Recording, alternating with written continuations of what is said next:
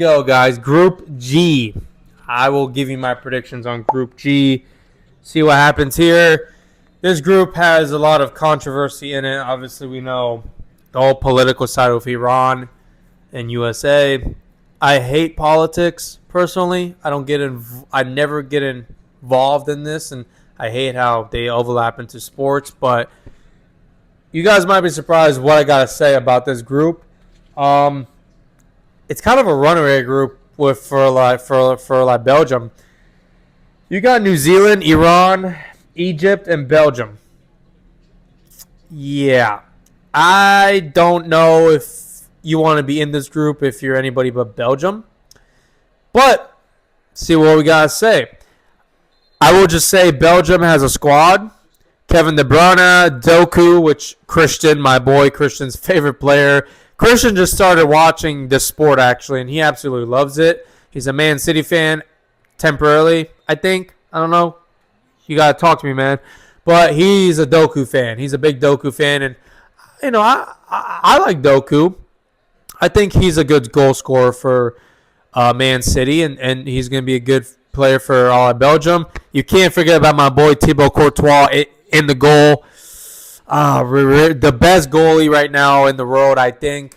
It took me a while to accept it, but he is the best goalie right now in the world. It's hard to compete with him. But Belgium is a decent team, guys. I mean, Belgium, every tournament I watch, they're always there in the final 16 at least. I mean, Euros or the World Cup. They also got Lukaku, which I forgot if he got called up or not, but Lukaku used to be a Premier League legend. He kind of fell off the face of the earth just like Eden Hazard did. We know Real Madrid fans. We know how that signing went. But we don't talk about that. He's not here for a reason. He's retired for a reason. But, man, was he good on Belgium. And I think Witzel's still there as well. I forgot. The guy with the big afro. I know you guys know who I'm talking about. The guy with the big afro there. So, and then Tielemans is also a great player as well. So, I like this Belgium squad, but when you look at the group, it's a runaway for them. But my fourth-place team, I'm just going to get out the way, New Zealand. They're going to have 0 points. I don't got too much to say about them. They're not a football-ready country. They're not really a country that competes in these big tournaments. They make it here because their qualifying road is not as tricky as these other countries have to go through. But New Zealand is not really – they're more of a rugby country. I know I'm going to disrespect some people with this, and I'm sorry. I don't know too much about New Zealand's football. I don't think they have a good league. I don't hear about too much of it, but correct me if I'm wrong. I'm open to learning about it. But New Zealand isn't known as a football country. They don't have a lot of talented players. They do play hella aggressive though, super super rough, and you will get beat up against them. So, New Zealand finishes group in 4-0. Going to my third place team that I do think is going to make it out of this group as a third place team is going to be Iran. Look, guys, I don't care what's going on right now. I don't. I truly don't. I respect Iran, guys. You know what Iran is ranked in the FIFA World Rankings? 22nd. They're ranked 22nd. 2018. I literally watched them. I think they beat Spain or they tied with Spain, but I watched them go toe-to-toe with Spain in the 2018 World Cup in the group stage, right? Iran is not a bad team. They're not a bad team. These players play with heart, they play with passion, and they love each other, right? They truly play for each other, and it's beautiful to see.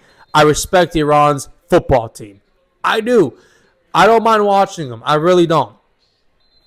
I'm saying that with this on my chest. Right? I'm not we're talking about football. We're not talking about politics here.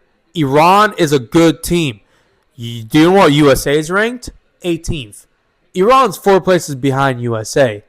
Just saying. What happened the last World Cup when USA had to play them in the last group game or the second group game? We only beat them 1-0. Iran plays with a really high line, or not a high line. They don't play to press. They play to defend, right? They protect their goal. They protect their net. It is tough to score against Iran, right? Iran is a good team. They have a really good player named Taremi.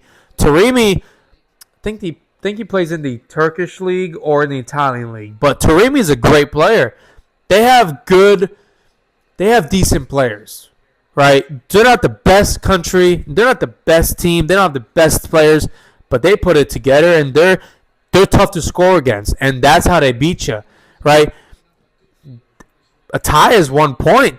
They really play for ties, and if they get a counterattack, they're going to take advantage of it. Iran's not a bad team, guys. And I'm trying to tell you guys this. Iran's going to make it out of this group stage as one of the best third-place teams. So add them to that list right now. They're going to have 4 points. So Iran, they're going to make it out of the group. I believe in that for sure. Egypt will be my second-place team, and they're also going to have 4 points. I think Egypt's just going to squeak out Iran for that second place. With goal differential, like I said, Iran don't let a lot of goals past them, but nor do Egypt. Egypt, Mohamed Salah. Mohamed Salah is one of the best players in the last generation, right? He's leaving Liverpool. I'll be interested to see where he goes. But Mohamed Salah is a generational talent. I think his first World Cup, ironically, maybe his second. I think they made it in Qatar as well. But, man, this might be his last. I mean, Mo Salah's getting to that age where it's like, you got to hang him up eventually. But Egypt's going to be a good story. I think this is kind of a blessing in disguise for Egypt to get out of a group because they don't really have a lot of competition there. I think Iran is ranked higher than Egypt, but I still have Egypt finishing higher just because of that one X factor in Mohamed Salah. Players will be playing for him, and that pushes the team over the top sometimes. So give me Egypt with 4 points in that second spot. In the first spot, we know I kind of glazed them to begin this video.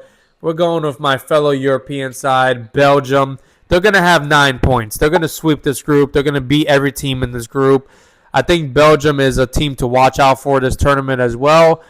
I like how Belgium play. I like who they have. I know a lot about them because, well, my goalie for my club team, my favorite club team is there, so I have to kind of watch them. But Belgium just lost their golden generation. They're starting a new one. It'll be interesting to see what they do, but Belgium is a force to be reckoned with, and I think they're going to win this group pretty easily.